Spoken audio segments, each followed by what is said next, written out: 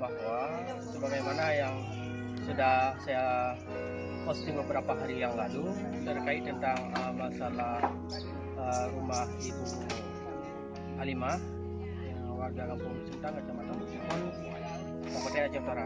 Yang mana rumah ini beberapa hari yang lalu kita menggalang donasi dan alhamdulillah sebagian donasi dari yang kita butuhkan sudah masuk, namun masih kekurangan. Alhamdulillah kita hari ini sudah melakukan pembongkaran, yang mana mulai hari ini kita sudah bekerja dengan masyarakat, kita bongkar dan kita juga harus membuat pergeseran rumah karena agak terhimpit dengan rumah tetangga.